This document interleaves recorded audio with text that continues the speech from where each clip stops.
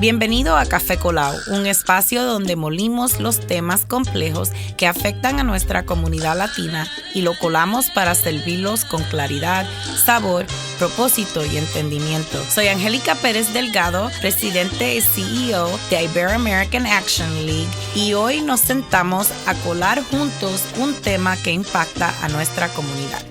Buenos días, mi gente. Estamos aquí esta mañana con unos invitados muy importantes. But first of all, I want to, you might not recognize this voice because this is not Angélica Pérez Delgado. However, she is resting and having some time off, which is great for her. And you have me this morning. My name is Lucia Colindres Vázquez, and I am your host this morning.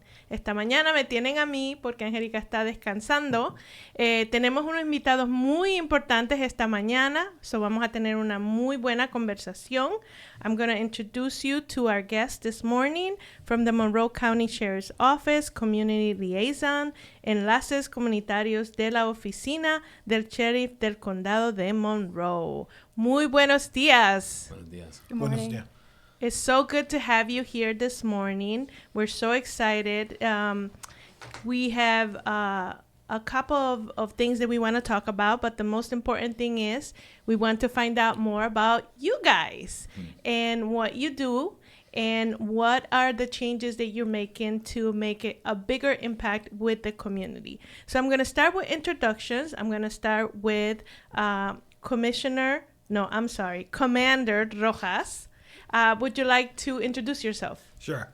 Mi nombre es Commander Patricia Rojas. I've been with the Sheriff's Office for 33 years.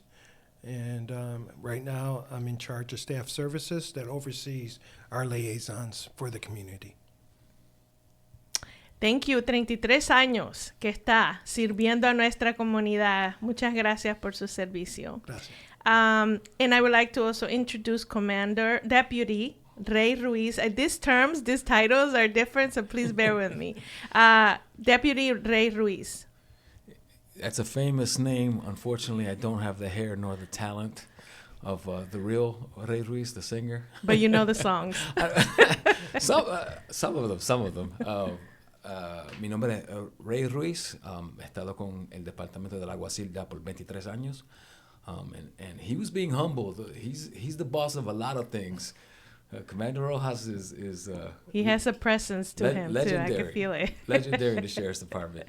Pero estamos aquí para servir a la comunidad, y el programa de enlace es un programa que ha sido exitoso, pero ha traído también sus cargas, sus dificultades en tratar de alcanzar a la comunidad, pero estamos haciendo lo más posible, y en este tiempo estamos haciendo un esfuerzo más amplio hacia el alcance. Vamos a aprender un poquito de ustedes y de su programa. Estamos muy emocionados porque es muy importante tener la conexión entre el sheriff, el departamento de sheriff y la comunidad latina. La otra persona que tenemos aquí es Deputy Morales. Yes. Can you tell us a little bit about you? Yeah, so I'm Deputy Maria Morales. I've been with the Monroe County Sheriff's Office for 3 years. This is actually a new role for me, and I'm starting being immigration liaison, so I'm very excited to see where that's gonna go. I get to watch the leader, Ray Ruiz, and see how he talks to the community and all the things that he does. So I'm very excited. I'm very excited to be here. And thank you for this, because as Latinos, we need representation. Obviously, we're in a community that's very mixed, so having representation is extremely important. So I would like to start by just reading a little bit about you guys, and then please jump in and tell me what I have missed and explain a little more about the intent of this initiative. So the Monroe County Sheriff's Office Community Liaison serves as a link between the Monroe County Sheriff's Office and our community. And you are comprised of a group of multi-bureau deputies. Tell me more about who you are. Who would like to take it? Okay. You want to know, like, what a community liaison is? Yes. Okay. And what is the intent of the group? Okay. Our role, for the most part, in the community liaison department is one of outreach, one of education, ¿no? De divulgación y de educación y alcance. And the outreach functionality of that is to support the community. La función es de alcanzar a la comunidad y de apoyar a la comunidad, sea los residentes, sea agencia, sea grupos religiosos, grupos sociales, en apoyo y estar presente hacia ayudar a la comunidad con las metas que quizás ellos tengan y para que vean que el alguacil está comprometido con los ideales, con la comunidad, con las cosas que le traen pesadez a la comunidad. Y estar en una forma presente, que el pueblo se sienta apoyado por su alguacil, porque después de todo él es un oficial electo por el pueblo, y no importa que uno viva en la ciudad o uno de los pueblos limítrofes, el condado es representativo de la comunidad que él sirve. Yeah, so on your website, you have some pretty clear stands on immigration practice. As you know, we have a lot going on in our communities related to immigration, and there has been different either communication or like people have a sense of maybe there's misinformation around how things function. And especially someone like me who's not very familiar with, the police or the sheriff, right? Like there's a difference. We would like to hear a little more around what are the stands and what are the main components that now that you have this initiative, it's important for people to know so that they understand that you are still serving the community and that we still can rely, right, on services that you offer. So can you tell me what the stands are? Well, as far as the sheriff's practice, it's very important for us, for all our liaisons, regardless of which community we're serving, to relate to that community and to make sure that community knows that we are there to make them safe. As far as the immigration thing, and I know that's a huge thing going on right now, and there's a lot of questions when it comes to that and how law enforcement is going to handle that process. So the sheriff's practice has remained the same. We follow the law and the Constitution. The sheriff's office will cooperate with our federal law enforcement partners on criminal investigations only. That's all we do. We do not proactively go out there looking to see, hey, are you from another country? Are you supposed to be here? We don't do that. We're not here for federal civil immigration enforcement whatsoever. We do not stop people and inquire solely upon their immigration status. Our deputies are told not to do that, and that's just the practice of the sheriff's office. We want victims, witnesses who are part of a crime to feel safe, that they can come to a deputy, to anyone in the sheriff's office and say, hey, this has happened, without having to worry, oh my gosh, can I actually speak to them? Because are they going to think that I'm here illegally or I'm not supposed to be here? No. We care about you. We care about the community. We're not worried about your immigration status. We want to make sure if you're involved or you're a victim of a crime, there's a place for you to get help, and we're there to help you. Those are some misconceptions. People think that I can't talk to the police because they're going to call ICE or someone, but that has nothing to do with it. That has nothing to do with it. We're here to help. We're not here to hamper. You know what I mean? That's what we do. As far as, when people ask us, that our practice has always been the same. We will get involved if a judge or a magistrate signs a warrant for somebody's arrest that relates to a criminal matter. That's it. We're here about the crime. But if we don't get involved in civil detainers, So if somebody has a warrant because of your immigration status, yeah, we don't do that. It's, it doesn't go under New York state law. We can't detain somebody just solely on your civil immigration status, and we're not going to do that. So I want to make sure that the public understands that, yeah, if you're a victim, please call us. We're there to help you. Mm-hmm. We don't care where you're from, the color of your skin, or anything like that. We just want to help you. And I think that's a misconception. Yeah, it's a difficult situation. I started my conversation around I need to learn more, right? Because it is confusing. It's not my world. So understanding the difference. But also at the beginning, there was a lot happening where it got very confusing, right? and I think it's like a way of self-protecting yourself that now when I see the law enforcement, now I'm associating that with I have to protect myself, and it's a reality, right? Like we can pretend that it's not, but it is. And I'm very thankful that you're here explaining that, because it brings more clarity and also accountability, right, on both ends. And if I can just kind of switch a little bit gears, because I want to make sure that people heard what you just said in Spanish. So vamos a tratar de hacerlo aquí con el señor Ruiz. Oh, and because, so one of the things when I was learning about the group, and I thought it was really important that you stated, es que las leyes que ustedes continúan, right? Like you have been doing, continúan siguiendo las leyes y la Constitución. Para mí eso es muy importante porque estamos diciendo que nada de eso ha cambiado, que la forma en que ustedes están procediendo es específicamente con cosas que son criminales, que no están buscando, no van a, como tú dijiste, no vas a parar a la persona por razones de migración. Tiene que ser algo criminal y tiene que haber algo relacionado con un juez o algo más específico. So, Ray, no sé si tú quieres mencionar un poco más acerca de lo que él mencionó en inglés.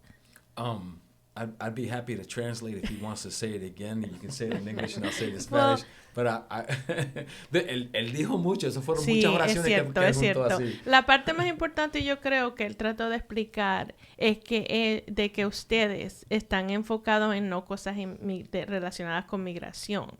Simplemente es algo que es relacionado con la parte criminal. Sí. Entonces, you want to go ahead? You want to explain the civil portion again, sir? So, when it comes to immigration status, Cuando vienes al estatus migratorio de la persona, the sheriff's office's practices, we do not get involved.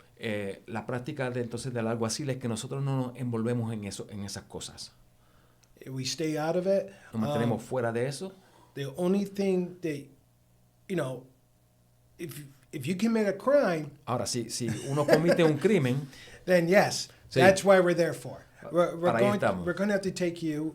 We will arrest you if you make a crime. Te If vamos you a tener commit a que crime. arrestar y detenerte si cometes But un if you're crimen. here just because of, if you feel that you're here illegally, Ahora, si tú sientes que estás aquí sin documentación, we're not here for that. nosotros no estamos aquí para enforzar esas leyes.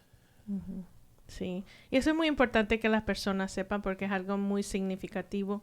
And I'm going to switch now to tell me more about the if federal court arrest warrants for criminal charges is issued by a judge, and then how do you guys get involved with that? How does that work? Well, any warrant signed by a judge, or a magistrate. If it relates to a criminal offense, Mm-hmm. then yes, we get involved in, because that's a crime. You committed a crime, and that's part of our job, is to go out and look for you and arrest you just on that crime. We're not there to try to arrest you because you may be here illegal or anything like that. That has no concern to us. Yeah. We care about the crime only. Yeah, so anyone who's undocumented shouldn't be concerned about that because unless you commit a crime, Unless you commit a they're crime. not going to come looking for you for that reason. Yes, we're looking for you for the crime, the Yes. criminal reasons. We're not there looking for your immigration status. So if you're here illegally and you commit a crime, yeah, we're going to look for you because you committed the crime, not because you're here illegally. Why is it important for your organization why is it important for you to tell the community, for the community to know that? Because we want to make sure that if they understand why we're out there, right? So we want to make sure that they understand that, hey, if I'm a victim of a crime, I don't have to worry about me being here illegally or not. We're not concerned about that. We want to help you. We want to make sure that you receive the services that you need to do, that you deserve, because that's what we do, right? You shouldn't be scared to report a crime to us. You shouldn't be scared of us at all. That's not why we're out there. Our main purpose is to protect the community and to help the community. That's a sheriff's practice. He's here and he tells us as deputies, go out there and serve. Help them, protect them. That's why we're here. So I want people to make sure that we're not out here to look for you because you did not commit a crime. You know what I mean? Yeah. That's not why we're here. Yeah. Suena bien. Es importante entender las diferencias, ¿verdad? Y estaba preguntando acerca de cómo es que ustedes se envuelven mediantemente haya ya algo donde está un juez envuelto, ¿no? Entonces ustedes van y si tienen esa orden, entonces ustedes participan en esa orden porque ha pasado algo criminal específicamente. ¿Puedes explicarnos, Rey, un poquito? Para las personas, nosotros preferimos usar el término indocumentados porque pues hay tantos términos afuera que son un poquito, como que te hieren, ¿no? Un poquito. Yeah. Entonces, para las personas que son indocumentadas, ¿puedes explicar esa parte? Porque es muy importante acerca de simplemente ustedes, si hay una orden, entonces ustedes están buscando a la persona, pero aparte de eso, y yo sé que lo dijimos 2 o 3 veces, pero es muy importante que la gente entienda esto. Ok. Usted dijo algo antes de preguntarle la pregunta al commander. Una de las razones que estamos haciendo esto y el alcance ha aumentado a la comunidad es porque hay mucha ansiedad y hay mucho temor y hay mucha mala información que está en el público. Y eso es como el jueguito del teléfono. Empieza con una verdad y ya después que se cuenta y se cuenta y se cuenta, es algo ya completamente distinto.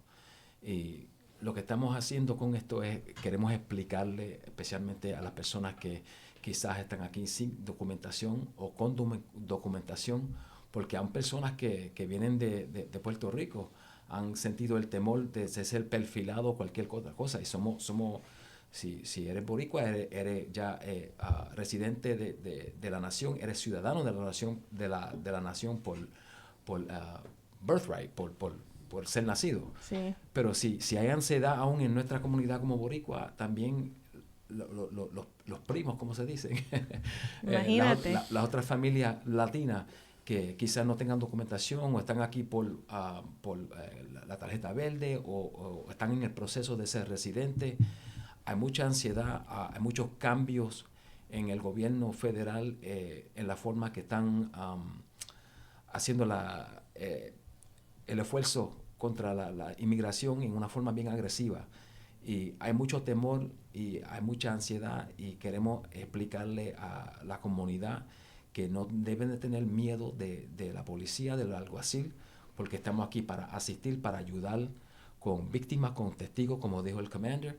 Y es algo que usted no debe de tener temor de buscar a la policía cuando usted tenga una necesidad. Que entonces no es que vamos a llamar al ICE o inmigración o que uno se va a meter en problemas entonces con su proceso si uno no es ya ciudadano o si no es residente documentado. Pero que aún siendo así, cada persona, cada residente de este condado tiene derecho de sentirse seguro y derecho de saber que los oficiales que están en este condado van a asistirle a usted cuando usted tenga problemas, cuando esté en problemas, cuando necesitan asistencia, que uno no tiene que ser víctima de nadie. Y desafortunadamente hay personas que son malos actores que quizás van a ser víctimas a personas que sienten que no tienen documentación o que son inmigrantes a cuenta de que quizás no van a decir nada. Y cada persona en esta comunidad tiene que saber que los oficiales están para ayudar y que usted tiene el derecho de sentirse seguro y de no ser víctima de nadie.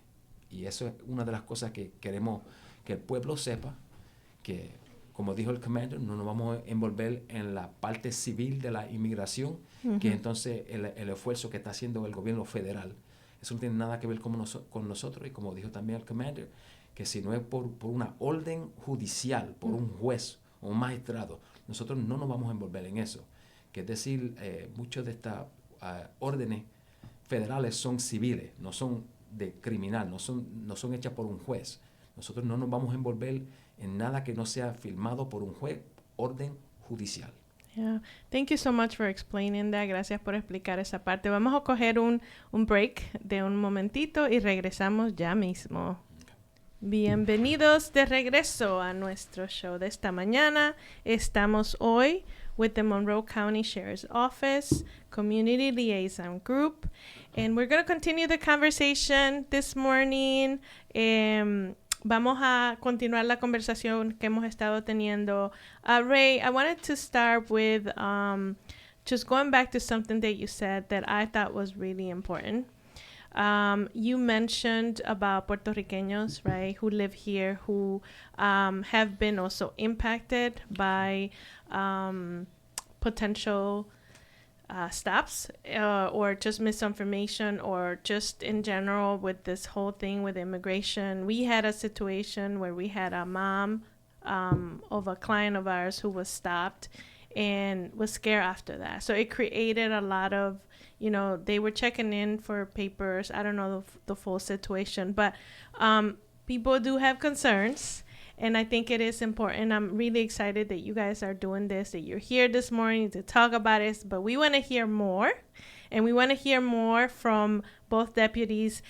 Tell us what you have been doing. And by the way, I saw Ray. I saw you guys at church, which I thought was really cool because you were talking to the congregation, right? And you were explaining what you've been doing and also making the connection to community, right? All Latinos that here in this area. So tell us more about what you have been up to. What other things have you been doing? So if I may, I might just go back to the other point where you said someone was stopped and was scared. I come from a perspective where it's like, I also understand. There was a situation, a few months ago that happened to me personally, and even though I'm in law enforcement, it just goes to show, it really doesn't matter, who you are or what you do for work. But I remember I was home, and a few ICE agents came to my house as well. They were looking for, I couldn't tell you who they were looking for, but they came to my house. I was scared, so I understand, the feeling of being afraid. Luckily for me, I'm very blessed, and I got the opportunity to ask my supervisor, because that's what we do, when it has to do with federal agencies, especially with ICE, local deputies like myself, we can't, just go call, the federal agencies directly. We would have to go through our supervisor, especially if, we have to identify someone or anything to do with the criminal investigation. We'd immediately identify we'll notify our supervisor. But anyway, so I was lucky enough to, notify my supervisor about the situation, and they were looking for, Maria, but not this Maria, not me Maria, just a different one. So, but I was scared, so I understand, the community being afraid, and I'm Puerto Rican and Mexican, and I was born, here. But again, for the community who are, afraid and scared, just know that, they come across law enforcement, we will not immediately jump to, federal agencies and notifying them. Like Ray said, like Commander Rojas said, if we have difficulties identifying whoever we're talking to, we would notify our supervisor first. But that's not the first point. We just obviously want to make sure they're safe. But in terms of what we're doing, Ray is, again, like I said earlier, he's such a good leader. He also knows a lot of people and has so many connections in the community where, you know, he's meeting one person one Sunday, another person maybe Monday, just to get connected with more, you know, people and outreach programs, so that way we can get the word out and let them know what we're doing, and basically that we're here to help everyone. Then that's our main goal. Make sure everyone's safe and going to churches, going to programs. I'm excited for the summer because there might be, you know, the Puerto Rican festival coming up. I hope we get to go there and speak to people there as well. So I'm excited, but I'll let Ray continue to. Yeah, thank you for sharing that. Yeah. I think in a really nice way, she just said I was old, because like, you got a lot of a lot of people in this community. Like, what is that supposed to mean? For a long time. She said He for a long does. time. Next question, please.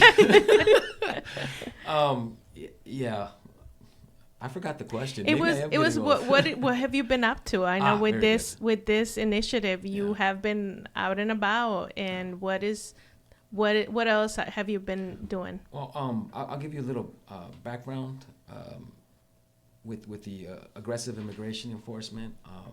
Some community members have expressed some concerns to the sheriff, and you know, I'll say this in Spanish too. Dale. Agencia, grupos de personas se han acercado al alguacil y con sus preocupaciones por la forma agresiva que la inmigración está sucediendo. And you know, he is an elected official. Él es un oficial electo. So he does have to answer to his constituents, to his people. Él va entonces tener que dar cara entonces a los residentes. Y coger responsabilidad de cómo diseminar la información. Yes. So what he did was he saw the importance and the anxiety, and he asked me to take a more proactive approach in terms of outreach, el alcance, la educación a la comunidad, and he asked me to reach out to community groups, and we are interested in working with agencies, churches, social groups that have these type of concerns and who are going to help us get this message to the people who need to hear it. Estamos con el interés de trabajar con iglesias, sean católicas, sean evangélicas, sean musulmán, con agencias, con cualquier persona, diferentes grupos sociales que necesitan oír este mensaje, porque hay mucha ansiedad. Y el commander dijo que somos, en el break, que trabajamos mucho con la comunidad latina, pero este grupo de enlace también se dedica a residentes, a refugiados, a ciudadanos que son reasentados también, que están buscando auxilio en esta comunidad, que no solamente estamos sirviendo a la comunidad latina, sino que aquí hay personas de Asia, aquí hay personas de África, del Medio Oeste, que también tienen esas mismas ansiedades. Sí. Y estamos aquí para servir al cuerpo completo del condado con estos servicios, y este servicio es algo no necesariamente nuevo, pero cuando este alguacil fue electo, él vio la necesidad de alcanzar a la comunidad y hacer el departamento del alguacil un poco más accesible. Uh-huh. Entonces, que las personas sintieran que él tenía, como dice, the finger on the pulse, el dedo en el pulso de la comunidad, que él quería estar envuelto en lo que estaba pasando en la comunidad y saber cuáles son las preocupaciones, las cargas de las personas que viven en esta comunidad. Y eso es algo que le importa a él, y él ha tomado responsabilidad y dado cara en poner este programa de enlace junto para, como dijo el commander durante el break, alcanzar las diversas comunidades que tenemos aquí y las diferentes necesidades de las comunidades diversas que tenemos aquí, sea las personas que son mudos, personas que tienen autismo, personas que son parte de la comunidad LGBTQ+. Sí, uh-huh. Sí, tenemos enlaces en diferentes partes, veteranos también, para personas que son veteranos, que entonces el enfoque es de servirle a la comunidad por completo. No solamente somos nosotros, sino este grupo de enlace tiene diferentes brazos que están alcanzando la comunidad para servirle a la comunidad y darle acceso al alguacil. Eso es muy bueno. Me parece que como obviamente este es una estación de radio en español, ¿verdad? Para latinos que hablan español, pero tú tienes razón, porque en Ibero nosotros servimos a todos. en general las comunidades que tienen mayormente necesidades. Y me parece muy bien que también estén enfocándose en esto, porque sí hay muchos latinos impactados, específicamente en esta área. Tú también mencionaste que Rochester es una ciudad donde nosotros como comunidad, aunque tengamos nuestras cosas y nuestros problemas, venimos y nos unimos, ¿no? Y tratamos de enfocarnos. Eso me parece muy bien. ¿Me podría dar un ejemplo? Can you give me a kind of like a share story of where your work as a liaison helped someone in the community? Have you any kind of like, have you been around doing this sort of work? Well, so for me, because I'm so new, I haven't just yet, at least new to the position, I haven't just yet, I'm just starting to go to like community events. But just being like just a Hispanic woman in law enforcement, honestly, it's just something I'm very proud of. So when I come in contact with like the Latino community, it almost makes me or helps me like connect more with them with a meaningful way. And I take great pride in representing my culture. Just again, because I feel like it helps me, and when people see a familiar face, they're just very more approachable. Yeah. I love talking to people in general, and I can talk to anyone. So especially when someone's from a Latino community, because of all the misconceptions of everything that's going on, and they're already scared. So when I come to play and they'll see me, and they're like, "Oh, I'm worried," and I'm like, "No, don't be worried. I'm here to help you." So it helps me, and then I get to see like, them kind of. They start the conversation with a little tense, and then they'll end up moving with ease, because then they'll know I'm here for you. I'm here to help you. I'm here to, if you're a victim, I'll get you some resources. I will try to be there, and I can try to be the bridge between law enforcement and again, Latino community. And then maybe one day I can inspire young boys and girls from migrant families too, and maybe, hopefully they can be like, oh, maybe that'll be me one day, So yeah, it sounds great. I mean, I do agree with what you're saying in regards to contributions, because being approachable is super important. And Ray, do you have any other kind of things that you want to share regarding those experiences? Yeah, actually, Maria and our other partner, who is not with us today, Anthony Gonzalez, for the immigration, resettled, refugee, and asylee communities. Recently, and I want to thank personally Father Daniel Ruiz from the parish for opening the doors and to us. What I've seen in this time, lo que he visto en este tiempo, que hay muchos guardianes del portón. There's a lot of gatekeepers. When you are serving a community, the community trusts you because you're the leadership within that community. So when someone is coming in to give you a message that maybe the message doesn't sound completely like what you've heard on the street, you're going to gatekeep a little bit. And he vetted us. We sat there for about an hour? About an hour talking to him. He asked us questions before he opened up the doors to Corpus Christi and St. Michael's. And I was very appreciative of the fact that he was very conscientious about the questions that he was asking, and making sure that he knew where we were coming from, and that the message was going to be a message that was positive and well received within that community. Then he did open up the church to us. We were there last weekend, and it was a privilege. I think the most surprising thing was that they saw the really pale boy up on the stage speaking in Spanish quite eloquently, because I wrote it all down. He did a good job. I thought so too. I looked up words. I was like, estas son palabras de domingo. Voy a tirar esto aquí, voy a tirar esto aquí. And it was like my people are like, tú no hablas así cuando tú estás con nosotros. But we understood what the message was. We understood the assignment. Entendimos la asignación y cuál era el mensaje que el pueblo necesitaba que oír. And they were all very receptive to it. Lo recibieron bien. There was a question of how Padre Daniel got from Corpus Christi to St. Michael's. There was a blur. 2 seconds, fast. There was a blur on Clinton Avenue, and there's some questions about cameras and how fast people were going. I don't know what that's all about, but he received us in both churches, and he was gracious, and the people heard the message, and I thought that was very important. Eso era de mucha importancia, because what we want to do is to take away that anxiety. We want to take away that fear. Queremos sacar esa ansiedad, ese temor del pueblo.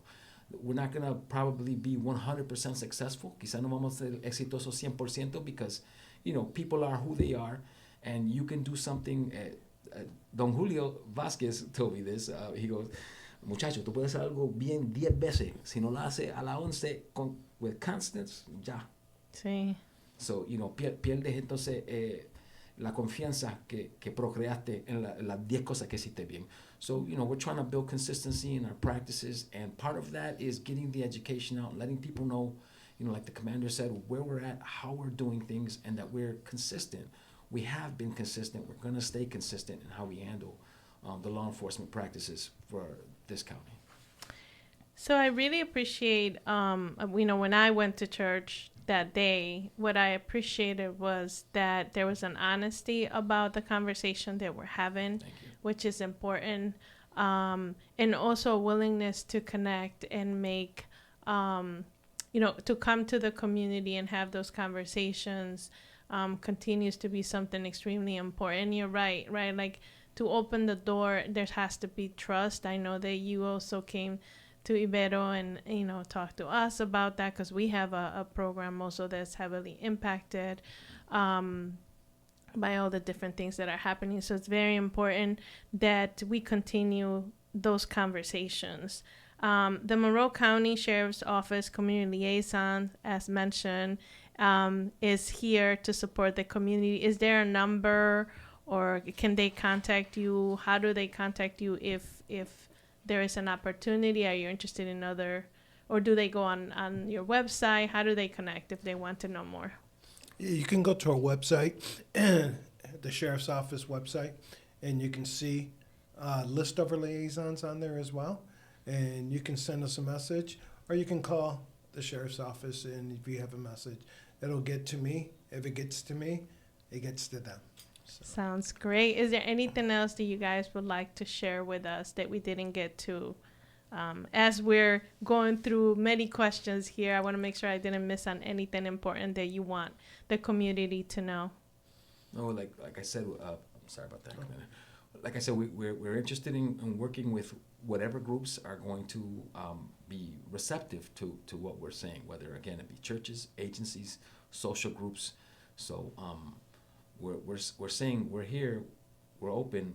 We'd like to talk. We'd like to have a conversation. If there are fears, then we want to assuage people from those fears. We want to make sure that there's clear communication, that you know where we're coming from, so that you don't fear in your community. Because that's one of the worst things that you can live is in fear where you live. And you shouldn't feel that way. You should know that the people who are there to protect you, who are sworn to protect you, are going to be there to protect you, and are going to do it consistently in accordance with the law. So with that, like I said, we'll work with churches, we'll work with agencies, and it doesn't matter if you're a Catholic church, evangelical church, you're a Muslim mosque. It doesn't matter if there are people within your congregation or your social group or your agency group that need to hear this, then we want to be able to deliver that message. And I understand the whole gatekeeping process. You got to make sure that you vet these people who are coming in, because even with that, there are going to be agencies that are not receptive to the message. I've spoken to so many people. There's some who are very willing to listen to what we have to say, and then others that are like, yeah, but my people are still afraid. They're still not going to want to hear what you have to say, because you come in, with the uniform, and it looks a little aggressive. And as you see, my uniform is a little bit different from what they're wearing. They're wearing something a little more street. This is from the Staff Services Training Unit, and this was done purposefully just to seem a little more accessible, to take away that kind of the apprehension of already. We walked into an agency and we were in full uniform, and there were a couple of people who were there to be served who got a little apprehensive. They locked up. And immediately I start speaking Spanish to them. I was like, no, estamos aquí, ¿cómo están? Hola. Like, oh, está bien, ¿cómo está, señor? But, we understood what the assignment was there, and what we're trying to do is open up clear communication, take away that fear, take away that anxiety, and allow people to understand that the sheriff has heard you, and that he is responding to the fears of the community. Yeah, and a smile does a lot, right? A friendly smile does a lot to open up the doors. Well, I want to take a moment to thank Commander Rojas for your leadership and for being here today. Deputy Morales, best of luck to you and great job and representing. Keep going. And of course, Deputy Ray Ruiz. I know I promoted him. Deputy Ray Ruiz, because, you know, for the little bit of time that I have met you, you just have such a positive way of doing things. It really comes out. And I'm hopeful that you continue to do great work out there and continue to connect to others. Gracias por estar aquí esta mañana. Nosotros estamos, todo lo que sea con ayudar a nuestra gente, obviamente estamos aquí para servirles. So gracias por estar esta mañana con nosotros. Thank you. Thanks for having us. Thank you.